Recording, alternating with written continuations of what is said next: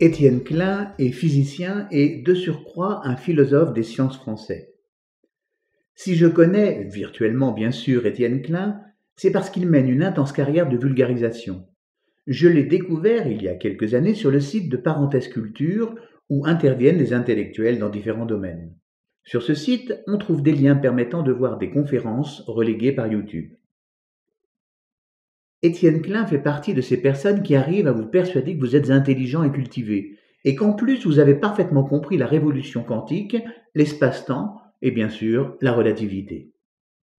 Les conférences sont compréhensibles par tout un chacun, et l'homme est malicieux, il trouve toujours un exemple percutant.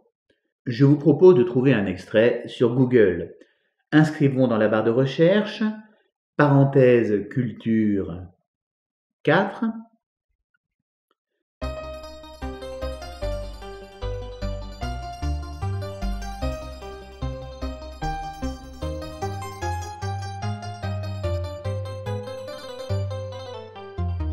Avant Internet, la connaissance pouvait s'acquérir à partir de différents canaux.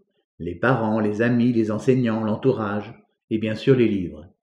Dans certains foyers trônait dans la salle à manger ou le bureau l'encyclopédie, ou de façon plus modeste, le dictionnaire. Si vous n'aviez pas la chance de posséder l'un ou l'autre de ces outils, il vous restait la bibliothèque du collège, du lycée, de la fac, du centre-ville. J'ai retenu, depuis la révolution Internet, de nouvelles techniques liées à la communication. Le smartphone 4G qui permet d'avoir Internet en tout lieu et les moteurs de recherche qui permettent d'obtenir une réponse quasi instantanée. Il en résulte de nouveaux comportements.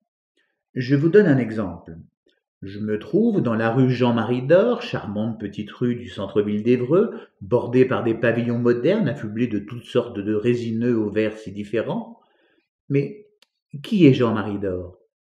J'inscris ce nom dans le moteur de recherche, ici Google.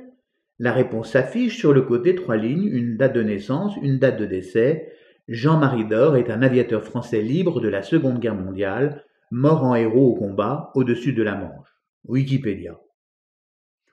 En général, on remet son téléphone dans la poche et on s'exclame « Ah oui, d'accord ». Puis très vite, cette pensée se dissout, s'évapore, se vaporise, pour finir par se volatiliser. Mais allons plus loin car je n'y résiste pas. Jean-Marie d'Or est un homme extraordinaire. Il s'est sacrifié en poursuivant un V1 afin de le mitrailler à bout portant, sans aucune marge de dégagement. Il a ainsi empêché la destruction d'un hôpital. Vous l'aurez compris, les milliards d'informations contenues dans Internet permettent un accès sensationnel à la connaissance. La plupart du temps, l'Internet mobile est utilisé pour obtenir une information très approximative, mais suffisante pour répondre aux besoins instantanés de l'internaute. Il s'agit d'une nouvelle nourriture. L'information devient obsessionnelle. Au fait, il est mort? Alors, j'ai déjà vu cet acteur, mais dans quel film? C'est où le Botswana? C'est quoi les proportions pour faire du béton? Qu'est-ce qu'il y a ce soir à la télé? La question que je me pose, quelle transformation va s'opérer sur la transmission de la connaissance par la génération des personnes nées à partir de 2010, dont le foyer possède l'Internet et l'Internet mobile? Cette approximation va-t-elle modifier nos comportements? Pour mettre en avant, pour illustrer ce questionnement, cette réflexion, je réalise une peinture approximative, imprécise, imparfaite, à l'instar de la mise en place de cette nouvelle manière d'aborder la connaissance, une connaissance approximative. C'est pourquoi les images que je propose ont une forme approximative, une inexactitude relative, une évaluation approchée.